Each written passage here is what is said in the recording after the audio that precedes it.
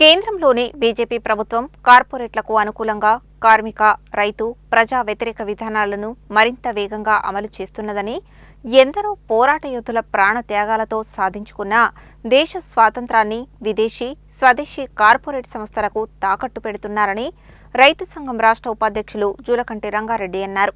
నాడు బ్రిటిష్ ప్రభుత్వానికి వ్యతిరేకంగా స్వాతంత్ర్యం కోసం సాగిన క్విట్ ఇండియా ఉద్యమ స్ఫూర్తితో నేడు కార్పొరేట్ పెట్టుబడిదారులకు, మతోన్మాద భావజాలానికి వ్యతిరేకంగా కార్మికులు, రైతులు, వ్యవసాయ కూలీలు, ప్రజలు, ప్రజాస్వామ్యవాదులు పోరాడాలని పిలుపునిచ్చారు. క్విట్ ఇండియా స్ఫూర్తితో భారతదేశ ఆర్థిక సార్వభౌమత్వాన్ని కాపాడుకోవాలని కోరారు.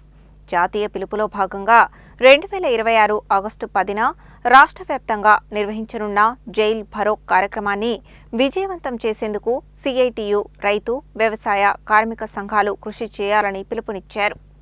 సిఐటియు, రైతు, వ్యవసాయ కార్మిక సంఘాల ఆధ్వర్యంలో గురువారం ఎంబీఎన్ విజ్ఞాన కేంద్రంలో నిర్వహించిన జిల్లా సదస్సులో జూలకంటి రంగారెడ్డి పాల్గొని మాట్లాడారు. ఈ సదస్సుకు సిఐటియు జిల్లా అధ్యక్షులు తుమ్మల వీరారెడ్డి, రైతు సంఘం జిల్లా అధ్యక్షులు ముదిరెడ్డి సుధాకర్ రెడ్డి, వ్యవసాయ కార్మిక సంఘం జిల్లా అధ్యక్షులు కత్తుల లింగస్వామి అధ్యక్షత వహించారు. వ్యవసాయ కార్మిక సంఘం జిల్లా కార్యదర్శి నారి ఐలయ్య ప్రవేశపెట్టిన తీర్మానాన్ని సదస్సు ఏకగ్రీవంగా ఆమోదించింది. బీజేపీ ప్రభుత్వం నయా ఉదారవాద సంస్కరణలను దూకుడుగా అమలు చేస్తోందని నాయకులు ఆరోపించారు.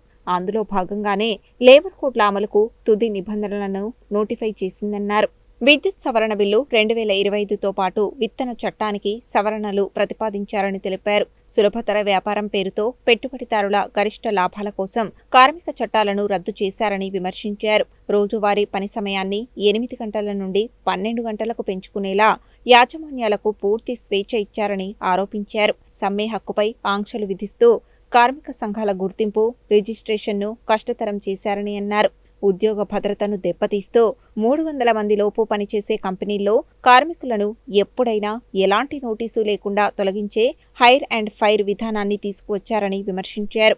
వేతనాల కోడ్లో కనీస వేతనాలు నిర్ణయించే మౌలిక విధానాన్ని నిర్వీర్యం చేశారని ఆరోపించారు. లేబర్ కోడ్లు అమల్లోకి వస్తే తరతరాలుగా పోరాడి సాధించుకున్న హక్కులను కార్మిక వర్గం కోల్పోతుందని ఆందోళన వ్యక్తం చేశారు. 4 లేబర్ కోడ్లను ఉపసంహరించుకునే వరకు పోరాటం కొనసాగించాలని సదస్సు నిర్ణయించింది. అమెరికా, బ్రిటన్, న్యూజిలాండ్లతో కేంద్ర ప్రభుత్వం స్వేచ్ఛా వాణిజ్య ఒప్పందాలు చేసుకుందని నాయకులు తెలిపారు. భారత వ్యవసాయ రంగంలోకి 32 దేశాల నుండి దిగుమతులను ప్రోత్సహిస్తున్నారని ఆరోపించారు. సున్నా సుంకంతో దిగుమతులు రావడం వల్ల దేశీయ వ్యవసాయ ఉత్పత్తుల ధరలు తగ్గి రైతులు తీవ్రంగా నష్టపోతున్నారని ఆవేదన వ్యక్తం చేశారు. ఈ కార్యక్రమంలో సిఐటియు జిల్లా కార్యదర్శి ఎండి సలీం, రైతు సంఘం జిల్లా కార్యదర్శి వి వెంకటేశ్వర్లు, సిఐటియు, రైతు, వ్యవసాయ కార్మిక సంఘాల నాయకులు చిన్నపాక లక్ష్మీనారాయణ, డబ్బికార్ మల్లేష్, కందాల ప్రమీల, బండ శ్రీశైలం, దండపల్లి సత్తయ్య, బొజ్జ చినవింకలు, గండమల రాములు, దండంపల్లి సరోజ, ఔట రవీందర్, మల్లు గౌతమ్ రెడ్డి, చింతపల్లి బయ్యన్న, ఏర్పుల యాదయ్య, కంబాలపల్లి ఆనంద్, పరశురాములు, కంచర్ల ఊర్మిళ, నలపరాజు సైదులు తదితరులు పాల్గొన్నారు. ఆగస్టు 10న దేశవ్యాప్తంగా క్విట్ ఇండియా ఉద్యమ స్ఫూర్తితో జైల్ భరో కార్యక్రమాన్ని సిఐటియు, రైతు, వ్యవసాయ కార్మిక సంఘాలు నిర్వహించబోతా ఉన్నాయి. ముఖ్యంగా మోడీ ప్రభుత్వం అధికారంలోకి వచ్చిన తర్వాత కార్మికుల హక్కుల్ని కాలరాసే పద్ధతుల్లో కొత్త చట్టాలని తీసుకొచ్చి కార్మికుల పొట్టలు కొట్టే ప్రయత్నం చేస్తూ ఉంది. దాన్ని నిరసిస్తూ ఉన్నాం. కార్మికులతో పాటు రైతాంగం పైన కూడా అనేక భారాలు మోపుతుంది. రైతాంగాన్ని కొత్త పద్ధతుల్లో వ్యవసాయం చేయాలనే దాన్ని తీసుకొచ్చి రైతాంగాన్ని వ్యవసాయానికి దూరం చేసే విధానాల్ని అమలు చేస్తూ రైతుల్ని కష్టాలకు గురి చేస్తూ ఉన్న పరిస్థితి ఉంది. దీంతో పాటు వ్యవసాయ కార్మికులు పోరాడి సాధించుకున్న ఉపాధి హామీ చట్టాన్ని లేకుండా చేసి, నీరుగార్చి, నిధులు తగ్గించి, ఆ పథకాన్ని పేరు మార్చేసి ఇవాళ జాతీయ గ్రామీణ ఉపాధి హామీ పథకం పేరు మార్చి విబిజీ రామ్జీ బిల్లుగా కేంద్రంలో తీసుకురావడం అనేది జరిగింది. దీని ఫలితంగా గ్రామీణ ప్రాంతాల్లో ఉన్న పేదలు మళ్ళీ వలసబట్ట పట్టాల్సిన దుస్థితి దాపరించబోతా ఉంది. అందుకోసమే కేంద్ర ప్రభుత్వాన్ని ఈ 3 సంఘాలు డిమాండ్ చేస్తూ ఉన్నాయి.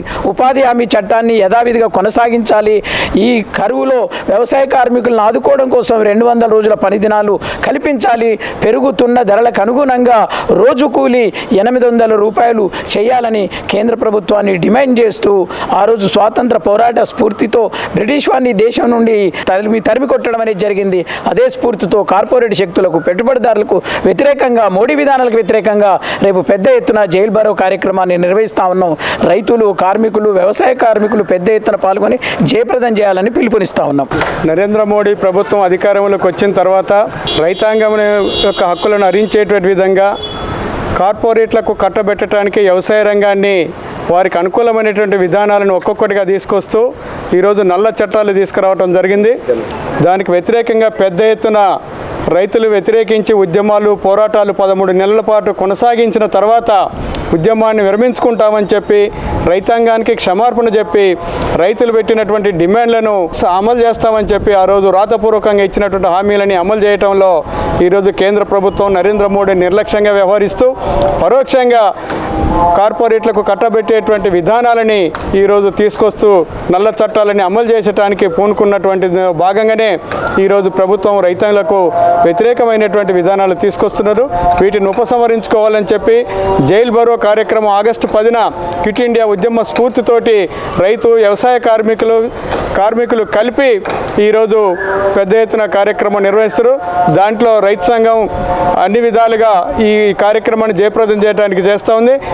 ప్రధానమైనటువంటి డిమాండు రైతులు పండించినటువంటి పంటలకు కనీస మద్దతు ధర చట్టాన్ని ఈ పార్లమెంటులో గ్యారెంటీ చట్టం తీసుకురావాలని చెప్పేటువంటి ప్రధానమైనటువంటి డిమాండ్తో పాటు అన్ని రకాల సమస్యలని పరిష్కరించాలి, ప్రజా వ్యతిరేక విధానాలని ఉపసంహరించాలనేటువంటి డిమాండ్ తోటి మా కార్యక్రమాన్ని కొనసాగించబోతా ఉన్నాం. కేంద్ర ప్రభుత్వం అవలంబిస్తున్నటువంటి కార్మిక, రైతు, వ్యవసాయ కార్మిక వ్యతిరేక విధానాలను నిరసిస్తూ ఆగస్టు 10వ తారీఖున దేశవ్యాప్తంగా జైలు బరో కార్యక్రమానికి సిఐటియు, రైతు సంఘం, వ్యవసాయ కార్మిక సంఘాలు పిలుపునిచ్చాయి. ఆ పిలుపుని జయప్రదం చేయాలని చెప్పి కోరుతూ ఈరోజు నల్గొండ జిల్లాలో 3 సంఘాలకు సంబంధించినటువంటి ఆధ్వర్యంలో జిల్లా సదస్సు నిర్వహించుకొని కార్యాచరణ రూపొందించుకోవడం అనేటటువంటి జరుగుతోంది. ప్రభుత్వం అధికారంలోకి వచ్చిన తర్వాత రైతుల మీద, కార్మికుల మీద, వ్యవసాయ కార్మికుల మీద ముప్పేట దాడి ప్రారంభించింది. దీంతో మొత్తం సమస్త ప్రజానికం అంతా కూడా ఇబ్బందులు పడేటటువంటి పరిస్థితి వస్తుంది. అందుకే ఆగస్టు 10వ తారీఖున అన్ని మండల కేంద్రాల్లో పెద్ద ఎత్తున నిరసన కార్యక్రమాలు చేస్తూ వేలాదిగా కార్మికులు, రైతులు, వ్యవసాయ కార్మికులందరూ కూడా జైలు బరోలో కార్యక్రమంలో పాల్గొనాల్సిందిగా పిలుపునివ్వడం అనేది జరుగుతోంది.